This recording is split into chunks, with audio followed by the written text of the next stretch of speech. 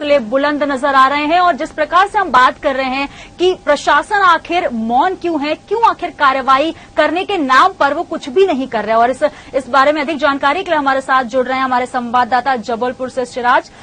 लगातार ये मामला हम उठाते आए हैं पिछले कई महीनों से। अगर बात की जाए न्यूज वर्ल्ड ने इसे प्रमुखता से भी दिखाया, लेकिन बावजूद इसके अभी तक प्रशासन मौन क्यों है? ये देखिए, अपन न्यूज वर्ल्ड जो है ये 6 महीने से इस मामले के पीछे पड़ा हुआ है जी। ये हमारे महीने भर पुराने की फुटेज है और जो हमारे पास जो ताजा जानकारी है वो ये है कि अभी भी सेम सारी चीजें वैसी की वैसी हैं और वैसे ही अवैध उत्खनन चल रहा है जी। अब इसमें प्रशासन क्यों शांत है ये हमें समझ में नहीं आ रहा है। फुटेज है, सारी चीजें हैं, मगर उसके बावजूद अभी तक कोई कार्रवाई नहीं की गई है इसमें। जी शिराज, जिस प्रकार से अगर हम बात कर रहे हैं कि रेत माफिया जो है वो निशाने पर भी है प्रशासन की, लेकिन कार्रवाई से टालमटोली क्यों की जा रही है? कहीं कोई राजनीतिक हस्तक्षेप या कोई दबंगई? इसमें हम ये देखिए कि अगर हम सीनियर ऑफिसर से बात करते हैं तो वो एक्शन के लिए तैयार होते हैं जी और मैटर को बहुत सीरियसली लेते हैं जी, मगर जो लोअर ऑफिसर्स हैं ये मामले में टालमटोली करते हैं और जब तक कि पूरे स्टाफ सीरियस नहीं होगा इस चीज को लेके तो सीनियर ऑफिसर भी इसमें कुछ नहीं कर पाएगा। जी, वहीं शिराज अगर बात की जाए जबलपुर पर खनिज विभाग ने कार्रवाई करते हुए 33 लाख का जुर्माना भी प्रस्तावित किया था। पिछली ये खबर भी आई है और कई अखबारों में भी ये छपा हुआ था। बावजूद उसके अभी भी जो रेत माफिया हैं उनके हौसले जस के तस बने हुए हैं। देखिए, ये जो अभी इन्होंने जो चालान किया है ये बहुत छोटा सा है क्योंकि अवैध उत्खनन बहुत सारे मामलों में चल रहा है। सिर्फ इतना ही नहीं है, आयरन है, रेत है, बहुत जगह चल रहा है। तो जो कार्रवाई है उसको आप ये बोलेंगे ऊंट के मुंह में जीरा है वो। जी निश्चित तौर पर शिराज, और जिस प्रकार से हम बात कर रहे हैं स्टेट माइनिंग कॉरपोरेशन की नीति भी बनी है और नीति के तहत प्रस्ताव कैबिनेट तक भी भेज दिया गया है। बावजूद इसके अभी तक कुछ ऐसा नजर नहीं आ रहा है। जिस प्रकार से हम बात कर रहे हैं 6-7 महीने हो चुके हैं और तस्वीरें हम दिखा रहे हैं, पाइप के जरिए रेत निकाली जा रही है और जीव जंतु जो कि नदी में रहने वाले हैं उनकी जान से भी खिलवाड़ किया जा रहा है। देखिए, ये जो अवैध रेत का ये जो एयर सक्शन के थ्रू निकाला जा रहा है ये बड़ा हाईटेक है जी, और इसमें जो नीचे का जो बायोटिक बॉडीज होती हैं ये डिस्टर्ब होती हैं जी, और रेत जिस जगह से निकाल ली जाती है वहां पे एक डक्ट बनती है जी, तो वो गड्ढा पूरा करने के लिए नदी जो है वो नदी के पार्ट काटती है फिर जी। इससे नदी का मुंह चौड़ा होगा, प्लस जब बाढ़ की स्थिति होगी तो पानी जो है वो मैक्सिमम जमीन पे फैलेगा जी। तो इसके बहुत ही लॉन्ग टर्म परिणाम है जो कि बहुत ही नुकसानदायक है।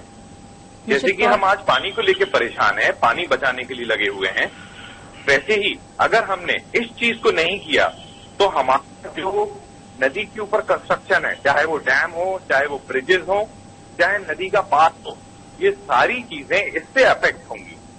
जी चलिए शिराज, आप हमारे साथ बने रहिए। हमारे साथ इस वक्त जबलपुर से कांग्रेस से सौरभ नाटी शर्मा जी जुड़ गए हैं, उनसे बात करते हैं। सौरभ जी, स्वागत है आपका न्यूज वर्ल्ड में। हेलो। हाँ जी सौरभ जी, स्वागत है न्यूज वर्ल्ड में आपका।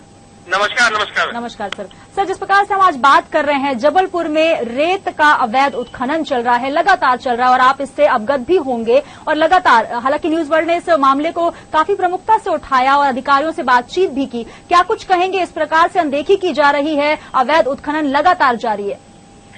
देखिए, लगातार आपके माध्यम से और हम लोगों के माध्यम से निरंतर शासन प्रशासन को ये शिकायत करी जा रही है समय समय पर कि किस तरीके से नर्मदा घाट से सक्शन मशीन लगा के बिना रॉयल्टी भरे किस तरीके से रेत का अवैध उत्खनन हो रहा है।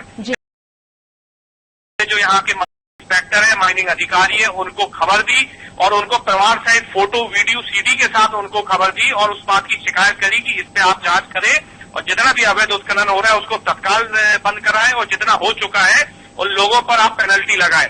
लेकिन आज दिन तक प्रशासन बिल्कुल मुक्त दर्शक बन के चीजों को देख रहा है और मैं बता देना चाहता हूं इसके पीछे भारतीय जनता पार्टी के जनप्रतिनिधि, उनके जितने नेता हैं वो सब इस बात में लगे हुए हैं। जी सौरभ जी, जिस प्रकार से हम बात कर रहे हैं, विपक्ष में है आपकी पार्टी और वहां पर जिस प्रकार से एक विपक्ष की भूमिका जो होती है काफी महत्वपूर्ण होती है, और अगर जनमानस से जुड़े मुद्दे और साथ ही इस प्रकार से प्रशासन की तरफ से जो अनदेखी की जा रही है वो भी बहुत ही महत्वपूर्ण मुद्दा है। साथ ही अगर बात की जाए नर्मदा नदी, जो कि नर्मदा जयंती भी मनाई गई है और वहां पर काफी प्रबंध भी किए गए थे, लेकिन इस मुद्दे को आखिर वहां पर प्रमुखता से क्यों नहीं देखा जा रहा है?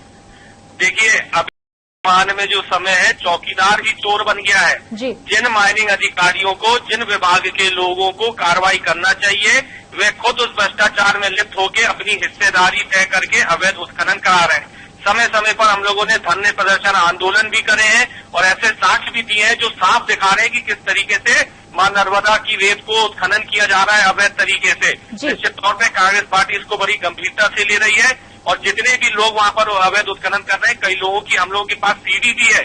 अभी इस समय वर्तमान में जबलपुर में चुनाव चल रहे हैं, 31 के बाद आप देखेंगे पूरे माइनिंग विभाग को हम लोग प्रमाण सहित घेरने जा रहे हैं और भारतीय जनता पार्टी के जितने भी नेता इस अवैध उत्खनन में संलिप्त हैं उनके ऊपर हम लोग कार्रवाई की मांग क्या नाम बता सकते हैं आप कि किन किन नेता जो निशाने पर हैं, जो इस अवैध उत्खनन में जिनकी मिली भगत है? सबसे पहले तो मैं बता देना चाहता हूँ, शिवा कंस्ट्रक्शन जो कि इस प्रदेश के माननीय मुख्यमंत्री शिवराज सिंह जी की कंपनी है, उसके माध्यम से छोटे छोटे पेटी कॉन्ट्रैक्टर अघोषित रूप से पूरे मां नर्मदा की छाती को छील रहे हैं और अवैध उत्खनन कर रहे हैं। सबसे बड़ा जो माफिया यहाँ पर मध्य प्रदेश में रेत उत्खनन में है वो है शिवा कंस्ट्रक्शन। उसके माध्यम से जबलपुर सहित होशंगाबाद से लगे हुए जितने भी घाट हैं सब जगह अवैध उत्खनन हो रहा है। अभी अगर मैं इस बात को सार्वजनिक करूंगा तो वो बात सही नहीं रहेगी। इसके बाद आप देखेंगे प्रमाण सहित आपके भी ये बात। सौरभ जी, आप हमारे साथ लाइन में बने रहिए। हमारे साथ अनिल माधव दवे जी, बीजेपी सांसद भी इस वक्त जुड़ चुके हैं। अनिल जी, स्वागत है आपका न्यूज वर्ल्ड में।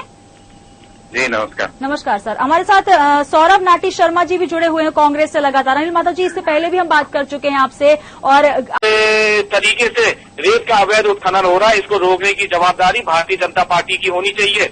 मैं पूछना चाहता हूँ माननीय अनिल दवे जी से कि पूरे जब मध्य प्रदेश में जहाँ जहाँ पर भी रेत का उत्खनन हो रहा है वे कौन लोग करा रहे हैं? सार्वजनिक जीवन में आप हैं, ये बात आपको अच्छे से आप भली भांति जानते हैं। इसको रोकने का काम आपके द्वारा होना चाहिए। जितने भी यहाँ पर रेत माफिया सक्रिय है वे सब भारतीय जनता पार्टी के कार्यकर्ता है।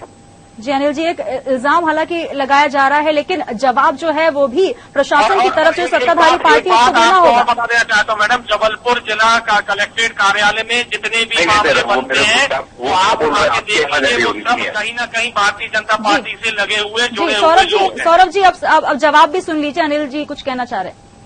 वो आपकी आवाज आ रही है मेरे, सौरभ जी की आवाज नहीं आ रही है। जी, सौरभ जी कह रहे हैं सर कि बीजेपी की जितनी पार्टियां हैं उन्होंने नाम भी लिया है शिवा कंस्ट्रक्शन, जो कि इस पूरे मामले में अवैध उत्खनन कर रही है। ये सवाल उनका है कि आखिर फिर भी प्रशासन, जो कि सत्ताधारी पार्टी है, वो मूक दर्शक बनकर क्यों बैठी? और आप जिस प्रकार से गंभीर मुद्दा भी कह रहे हैं, तो गंभीरता से आखिर लिया क्यों नहीं जा रहा इस मामले को? मुझे लगता है कि अगर पॉलिटिकल असर ही है जी,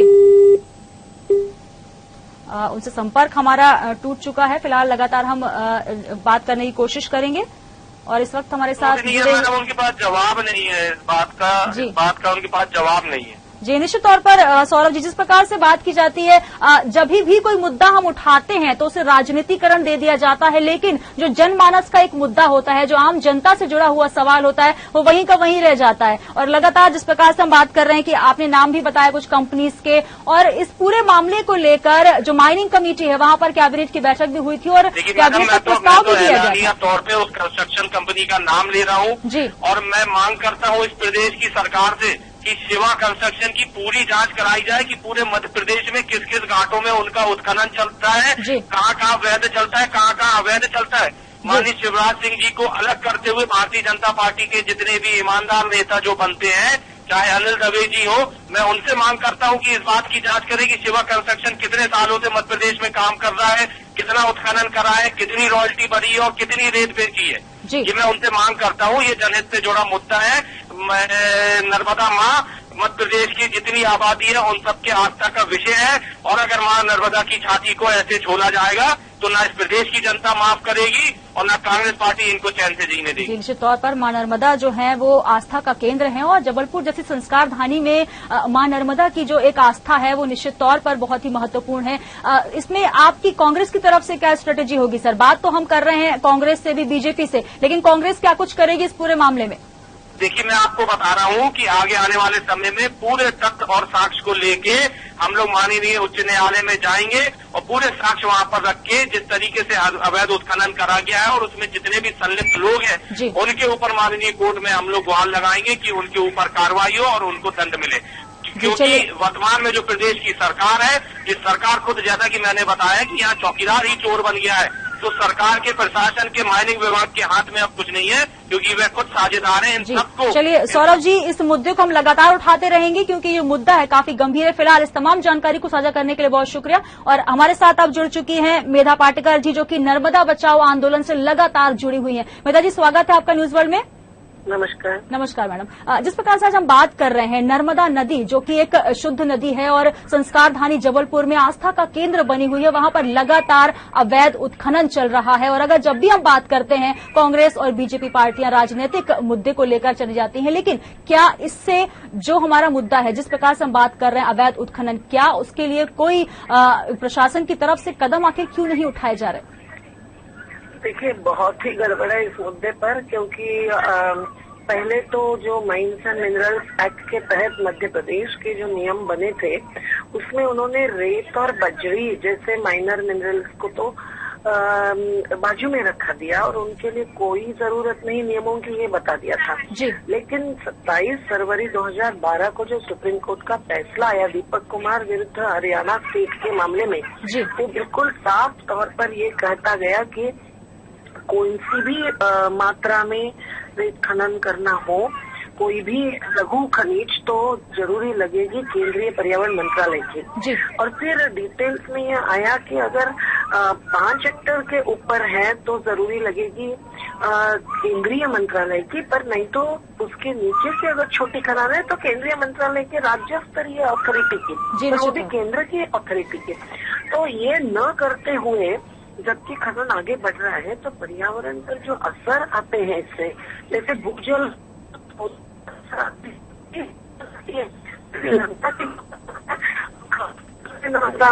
दूसरा मामला यह है कि मेधा जी से हमारा संपर्क फिलहाल टूट चुका, जिस प्रकार से लेकिन वो बात कर रही हैं, पर्यावरण जो मंत्रालय है उसकी एक अनापत्ति प्रमाण पत्र लेना बहुत जरूरी होता है और जितनी भी कंपनियां हैं जो कि उत्खनन का काम करती हैं उनको इस